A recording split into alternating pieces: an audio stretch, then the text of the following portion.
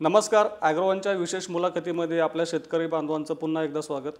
आपली नेहमीची मागणी होती की आपल्याला जो काही हवामान अंदाज आहे तो आपल्या गाव पातळीवरचा मिळावा आणि अगदी सोप्या भाषेत मिळावा.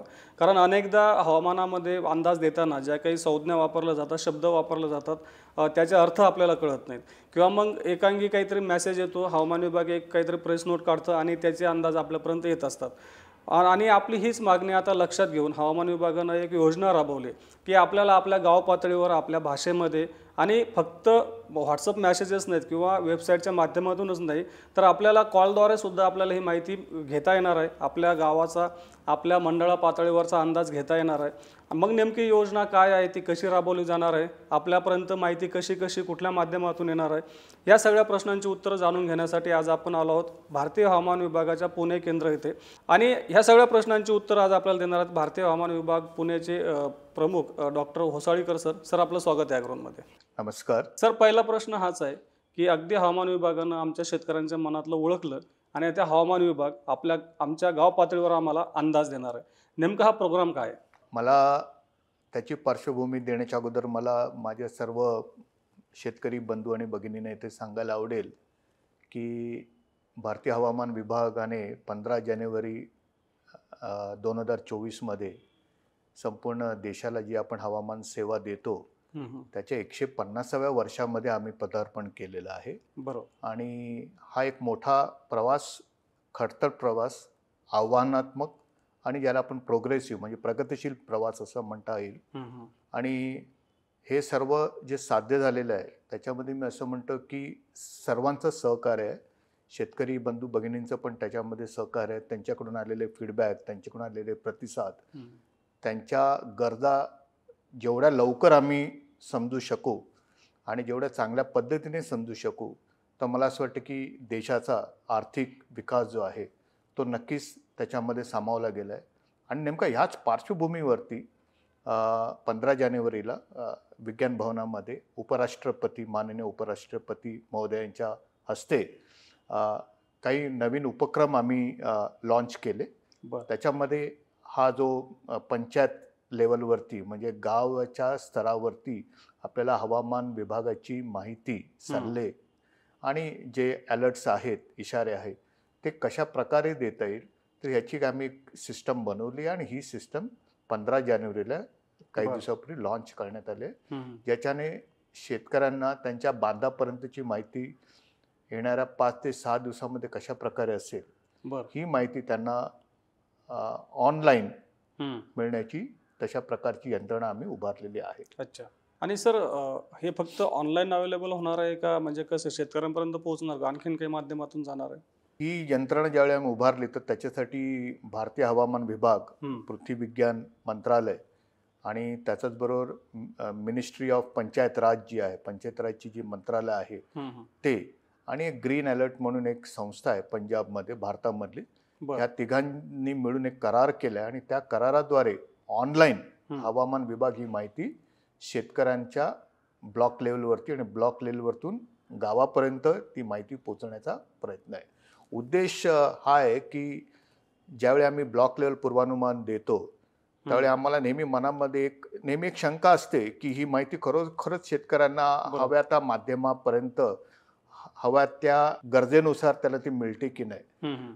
तर आम्ही असा प्रयत्न केला की प्रत्येक गावातल्या कमीत कमी 5 लोकांना ही माहिती शेतकऱ्यांना मिळणं गरजेचं आहे. जर का ही त्यांना मिळाली तर नक्कीच ते गावामध्ये पोहोचण्याची माहिती पुढे अजून चांगली त्याची संधी निर्माण होते. हा एक महत्त्वाचा उद्देश त्याच्यामध्ये होता. आणि ज्यावेळी हवामान विभागाने ही योजना मनामध्ये आखली त्यावेळी आम्हाला असं आढळलं की अशा प्रकारचं जाळं ऑलरेडी देशामध्ये उपलब्ध आहे, जिथे पंचायत राज मंत्रालय जे आहे आपल्या देशाचं, तर ते गावापर्यंत पोहोचलेलं आहे. तर त्या जाळ्याचाच उपयोग करून हवामान विभागाने त्यांच्याशी करार केला आणि जी NGOच्या बद्दल मी म्हणालो ग्रीन अलर्ट, त्यांच्यावर बसून आम्ही हा करार केला आणि अशा प्रकारे ही माहिती ऑनलाईन आता शेतकऱ्यांपर्यंत जाते. त्याचबरोबर आम्ही असा प्रयत्न केला की ही जी माहिती ज्यावेळी आपण देतो ब्लॉक लेवलवरती तर ती त्या गावातल्या कमीत कमी 5 लोकांपर्यंत पोहोचणं गरजेचं आहे. म्हणजे कमीत कमी 5.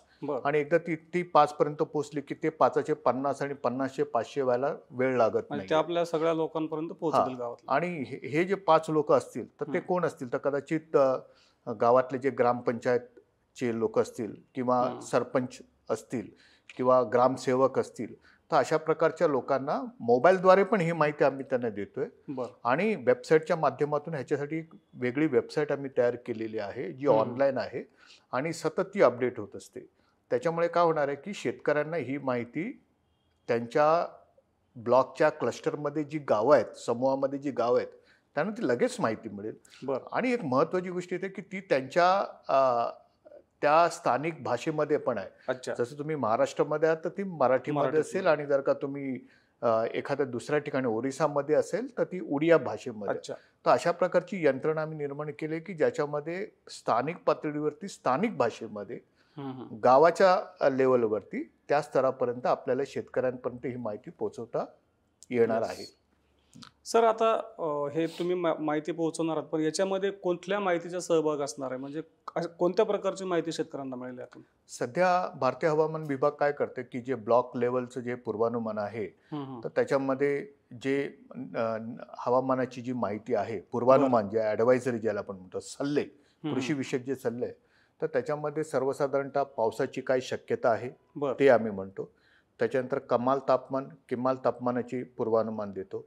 आर्द्रता किती असेल त्या भागामध्ये, कमी आणि जास्त, कारण आर्द्रतेवरती पण पिकांचं उत्पादन खूप मोठ्या प्रमाणामध्ये असतं.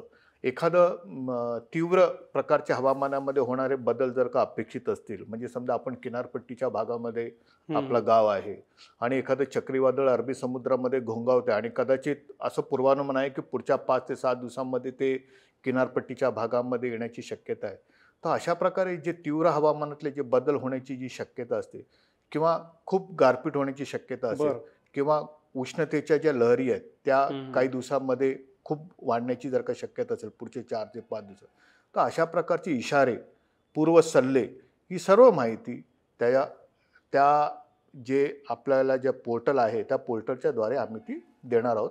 आणि ती स्थानिक भाषेमध्ये असल्या कारणाने त्याचा फायदा शेतकऱ्यांना नक्कीच खूप जास्त होणार आहे.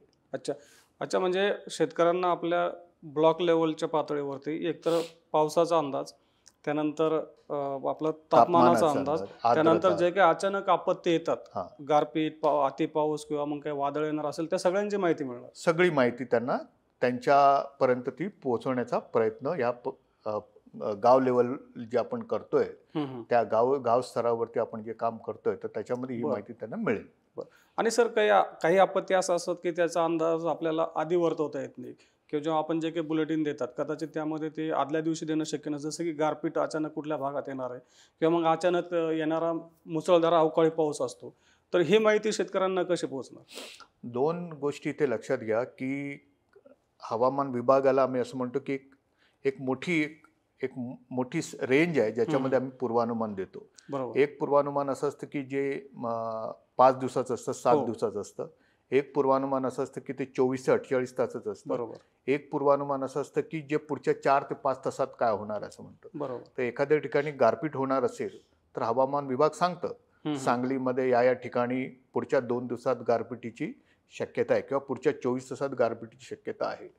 पण ती नेमकी कधी होणार आहे हे जर का शेतकऱ्याला आम्हाला सांगता आलं तर म्हणजे त्याचा फायदा जो आहे तो शेतकऱ्याला नक्कीच होणार.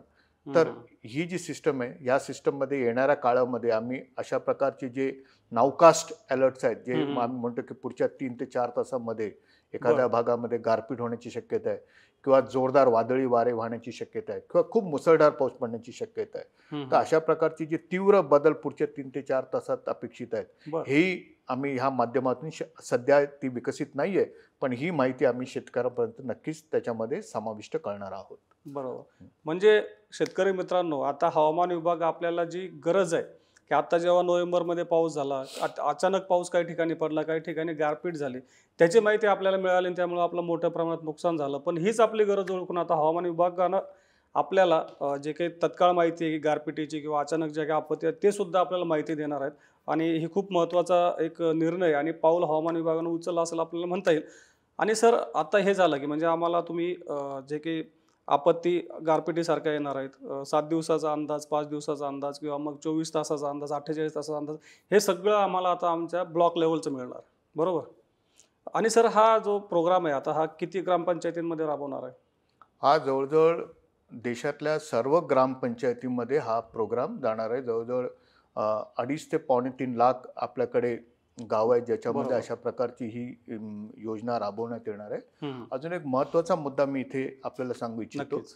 की ही जी माहिती आहे हम्म. याच्यामध्ये आम्ही एक IVRS म्हणजे जसं आपण आजकाल रेल्वेचं जर का काही एन्क्वायरी केली तर तुम्ही 1 दाबा 2 दाबा, माहिती हवी असेल तर 3 दाबा. बरं. तर अशा प्रकारे ज्याला आपण इंटरॅक्टिव्ह व्हॉइस म्हणतो हम्म, तर ते हम्म. आवाजामध्ये पण म्हणजे जर का शेतकऱ्याकडे आम्ही तशी क्षमता निर्माण करणार आहोत की त्याच्याकडे एक साधा सुद्धा फोन असेल, मोबाईल फोन अच्छा. असेल, तर त्याने त्याचा फक्त त्या गावाचा किंवा त्या पंचायतीचा त्याने पिन नंबर टाकला तर त्याला तो जिथे राहतो त्या भागामध्ये पुढच्या 4 ते 5 दिवसामध्ये कशा प्रकारचं हवामान असेल हम्म. हे त्याला ऑडिओ म्हणजे ऐकायला त्याला मिळेल. म्हणजे टोल फ्री क्रमांकावर जशी माहिती टोल मिळते फ्री. एखाद्या कंपनीची. हां, आणि ते स्थानिक भाषेमध्ये असेल. अच्छा. मग त्याला त्यासाठी मोठा मोबाईल घ्यायची गरज नाही. तर छोटा बरं. मोबाईलमध्ये पण तो ते ऐकू शकतो आणि ती माहिती स्थानिक पातळीवरती त्या भाषेमध्ये असल्याने अच्छा. त्याचा फायदाही त्याला नक्की होणार. म्हणजे त्यासाठी फार मोठी मोबाईल घेण्याची पण कदाचित गरज भासणार नाही असं मी म्हणतो. अच्छा. येणाऱ्या काळामध्ये ते पण आम्ही आता ते काम सुरू केलंय.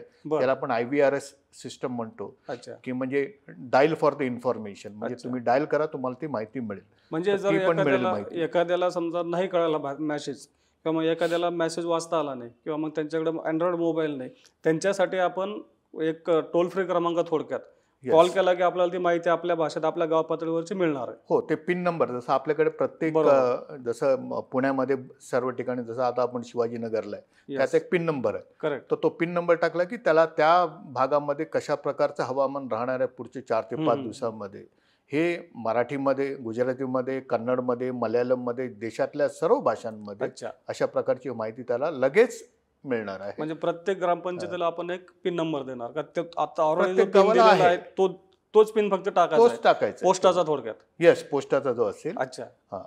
बरं. आणि सर आता हे जे आपण करतोय मध्यंतरी मागं आपण सुद्धा सांगितलं होतं की प्रत्येक ग्रामपंचायतीवर एक हवामान केंद्र बसवण्याची योजना विचारात आहे किंवा तसा विचार चालू आहे. तर ती योजना आणि हे योजना हे एकमेकांशी लिंक्ड आहे का? ती योजना वेगळी आणि ही वेगळी आहे? हे जे सल्ले आहेत जे मी म्हणतोय हे सध्या ब्लॉक लेवलवरती आहेत. बरं. आणि ब्लॉक लेवलवरती प्रत्येक ब्लॉकमध्ये काही गावांचे एक क्लस्टर असतो म्हणजे समूह असतो. बरोबर. त्यामुळे त्या ब्लॉकमध्ये येणारं पूर्वानुमान त्या गावासाठी आजूबाजूच्या गावासाठी ते उपयोगी ठरतं. बरोबर. आणि हे मॉडेल बेसवरती येतं, गणितावरती आधारित असतं आणि अर्थात प्रत्येक जिल्ह्यामध्ये त्या त्या ठिकाणी असलेली हवामानाची निरीक्षणं ही उपग्रहाद्वारे मिळणारी माहिती, रडारची माहिती आणि त्याचबरोबर जी निरीक्षणं बाकीची जी निरीक्षणं आहेत त्याच्यावरती ते गणितं आधारलेली असतात.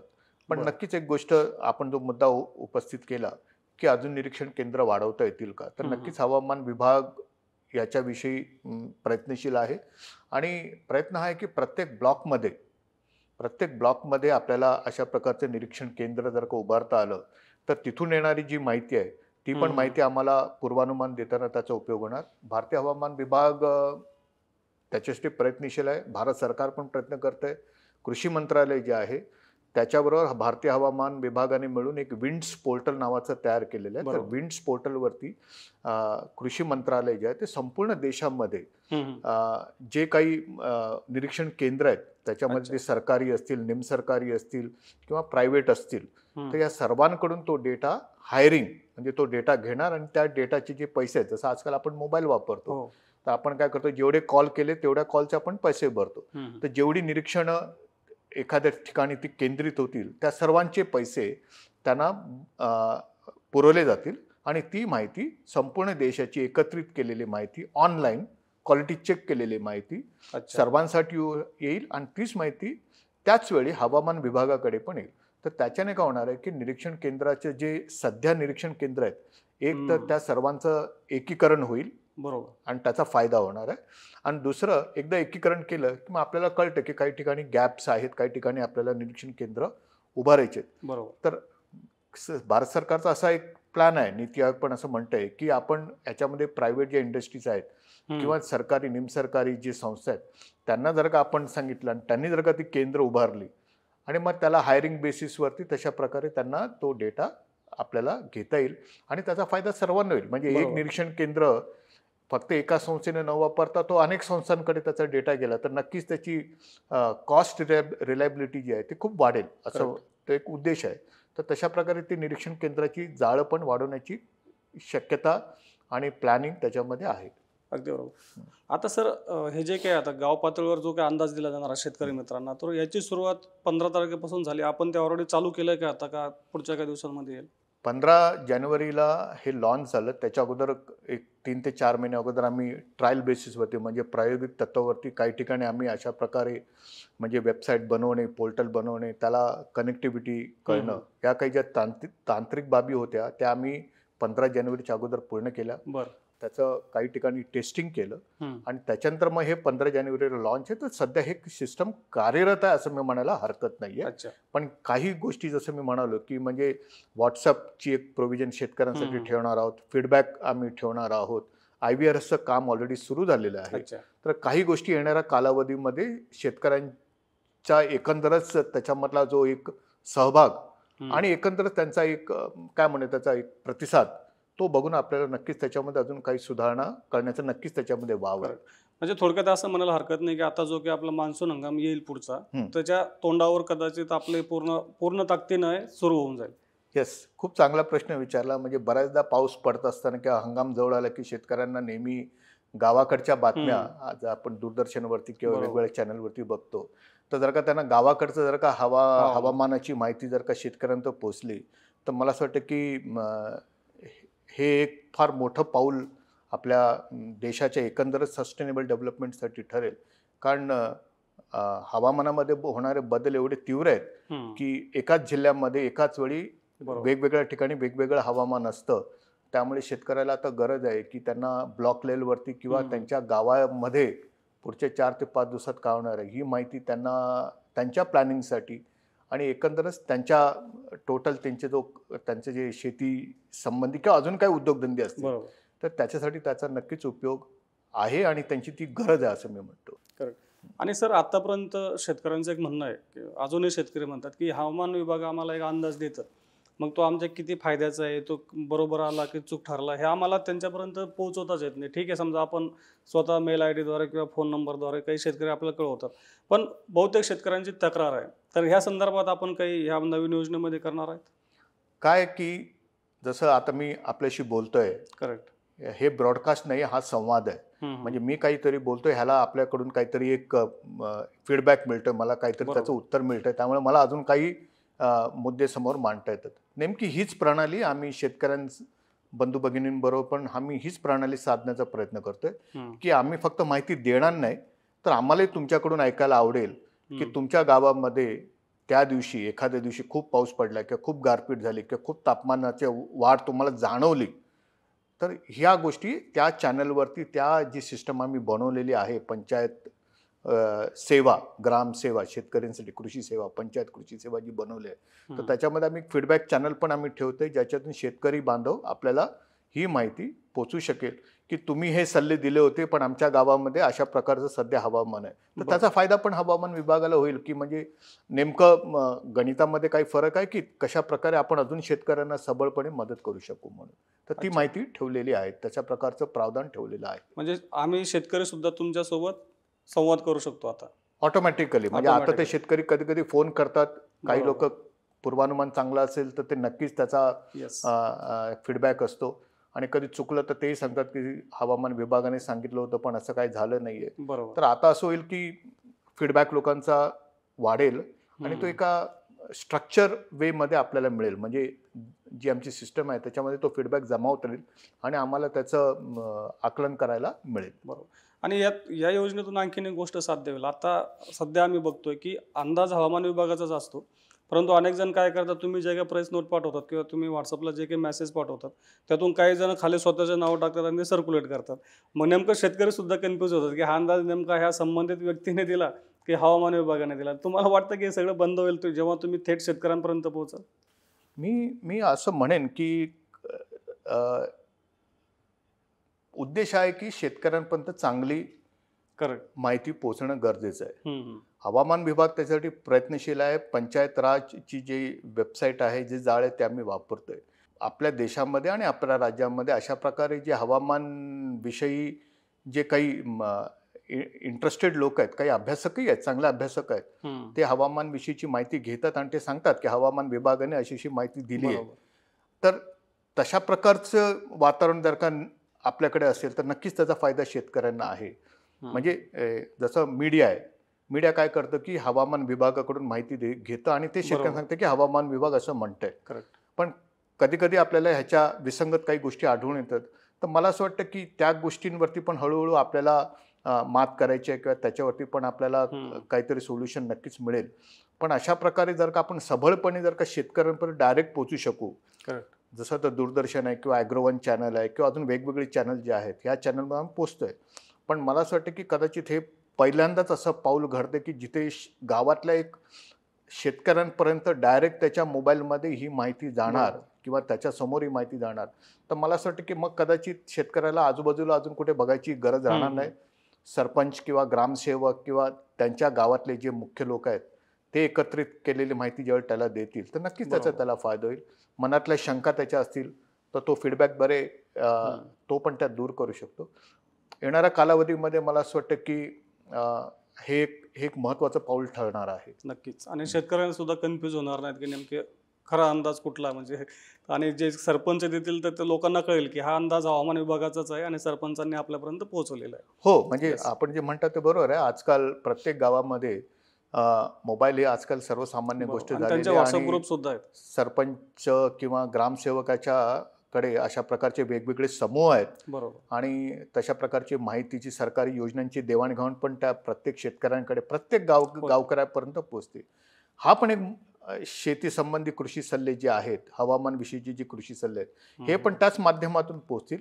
आणि मग ते चॅनल आपल्याकडे ऑलरेडी अवेलेबल आहे. फक्त त्याच्यामध्ये हवामान विभागाचा एक भाग असेल जो इफेक्टिव्हली शेतकऱ्यांपर्यंत पोहोचेल आणि त्याचा फायदा शेतकऱ्यांना होईल. सर, आता आपण हे सगळं सांगितलं की लिंकच्या माध्यमातून किंवा मोबाईलवर SMS माध्यमातून ही माहिती मिळणार आहे.